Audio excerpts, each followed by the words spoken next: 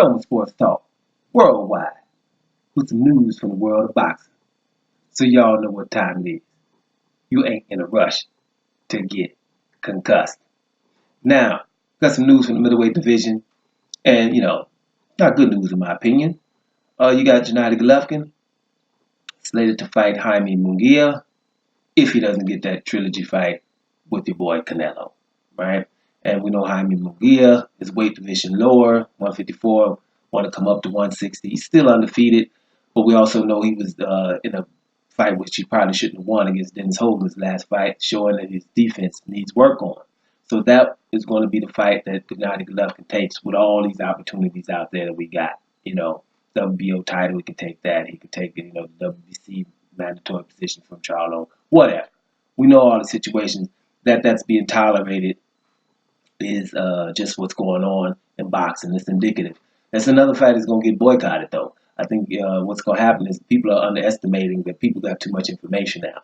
That's enough with Golovkin and his decision making. We know what time it is with him. It's enough, right?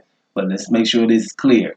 People that want undisputed, right? You want one champion, undisputed. We are in the vast minority. The vast minority. Dazn basically is raging war on undisputed, if you ask me. Raging war. Listen, you got Canelo, right? Because we're talking about Jaime Munguia and Golovkin, but it's going to tie in. Now, you got Canelo, who they got the franchise championship, right? They trying to have him fight Golovkin, if he in the trilogy, or Kovalev, 2 divisions up higher, who ain't even the baddest one up there, but just Kovalev, a good enough name, right? So what is that all about? Demetrius Andrade is at Dazn, signed there. He has the WBO championship. You got the fight for undisputed right there. There's no way you could do anything that's right there, and it's easy to make. What Dazn is reportedly to be doing right now is saying, no, Canelo either fight Golovkin or Kovalev. If that turns out to be true, then Dazn got problems with me. I'd be mad, man. I'd probably be boycotting that, because that's basically saying, okay, we don't want undisputed. We're doing what we can to not have it happen. Man, it's just easy. Have him fight Andre. We got one champion in middleweight. We can move forward. We don't want it. That would be an obvious, obviously don't want it. What are you telling him to fight Gennady Golovkin, who ain't got no belt, right? And then he can fight Munguia if you don't, ain't trying to do nothing, right? You ain't telling Golovkin to fight WBO champion either, right? So what is the point here, actually? Ain't no way undisputed is supposed to be far away as possible. And it's right there. So this, for me, is just basically obvious, right? This is what it is. It's just basically obvious. They don't want to have it. And, you can hear people talking about Andre, his last performance. I was reading an article. It's typical, like I told you guys. This is typical. Hey, that Demetrius Andre probably put himself out of the match with Canelo with his lackluster performance against Selecki. Selecki, which nobody else had no, good performance against. His lackluster performance, winning every round by far, nothing close, and had him down, right?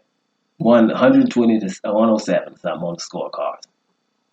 Lackluster, and then they, his defensive awareness and his movement, defensive focus, can be boring in fans' eyes. And then I'm like, yeah, let's think of it. Hey, man, his movement and defensive focus. Isn't that exactly what Tyson Fury does?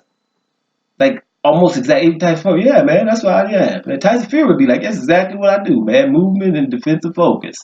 It's exactly what he does. So we just said that's awesome, didn't we? Isn't he the best heavyweight? So you can't, that's what you just saw on display. Well, no one else can do that against him. Right? So this is what's happening. So what we do is we'll give him the Rigo treatment. We'll blackball him. Right? Which is, hey, he's not even there. Even though he has the WBO belt And he's begging. You don't have to knock on his door. He's knocking on yours. He's begging for either one of those guys, GGG or Canelo. But we're talking undisputed here. Easy. And it would be the biggest fight in boxing at the particular time because it would be undisputed, right? You could walk around here with Alexander Usyk and Terence Crawford as the guys who've done that recently. But the zone seems to be in the way, and I think they're just throwing away money. I think they're underestimating the fact that people are paying a little bit more attention to that. It's going crazy, you know. They're doing a lot of stuff, you know. Like for example, so Canelo won't have to fight Charlo. This is a franchise champion. Like, why do we need more champions? The word champion don't mean nothing no more. WBA, WBC, IBF. You know, what is the other one? WBO. Now IBO coming through the back door. WBA regular, the interim champion, the silver champion, right? All that stuff going on. It's a whole bunch of champions. So we're gonna give another one a franchise champion just for GP, right? That's what we're gonna do. And that means that he don't have to fight the mandatory no more. The dude behind him has to fight the next dude behind him now. That's what we're going to do. We're going to need a franchise champion. So your question is there now. What are the requirements? Because Canelo got one, right? So the requirement is, okay, I go in a fight against Johnny Golovkin as the challenger, and I tied him in fight, and where most people think I lost, but I tied him. So I don't have the belt.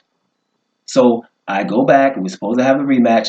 I get doped on clenbuterol and tell people it's tainted meat. So we couldn't have that fight right away. Then I come back on a so-called suspension, but I'm able to fight on the next Mexican holiday, and I go back and basically I tied him there. But I got the decision. And so now I'm the champion. And then I have to have a valiant fight with Daniel Jacobs just for taking it. I'm giving Canelo props for that, for making sure that he's trying to fight somebody like Daniel Jacobs. Can't take that away from him. So at least he fought him. I thought that fight was a lot closer, but Canelo's in there. Okay, he got that. So those are the requirements. So for the franchise champion, that's it. I got the title and I defended it once because I went up to fight Rocky Fielding in the meantime. So that, you know, it's the franchise for the 160. So I'm talking about what he's done in 160. That's it. Well, you got one up in the heavyweight that's knocked everybody out, and he's been defended it 9 times. What about him? There ain't no close fights, discrepancies, none of that. Knocked him out. Got that one draw against Tyson Fury, but Tyson Fury's supposed to be the best heavyweight in the world, so a draw against him ain't bad, especially if you knocked him down, right? So he's supposed to be, what is it? You know, do we get a silver or gold franchise, a little something higher than the franchise you get after one title defense? I don't know what the requirements are. That's why it goes into basically we're just doing this. That's what it's called. So let's go and just be real about that. So at the end of the day, I mean, I could talk about this all night. Jaime Munguia versus Golovkin. So Golovkin can look good. The guy coming at him first. Golovkin's going to show his movement, jab him a little bit, but the guy's going to be open for counters, and Golovkin's going to probably stop him 5 to 6 rounds viciously, probably. You know, there is a slight chance that Munguia can catch Golovkin, but Golovkin has a good chin against guys that are smaller than him. He fights guys that are smaller. And yeah, the guy's younger, he's moving up in weight and all of that, but Golovkin's comfortable there. I think he has the advantage there. That's another showcase fight. Golovkin should not be able to do that. It's ludicrous. It's a fight that I'm going to boycott. I will not watch it live, even though there's going to be action. It's just the principle at some point. And y'all know what time it is. Integrity here. That's ridiculous. It shouldn't be.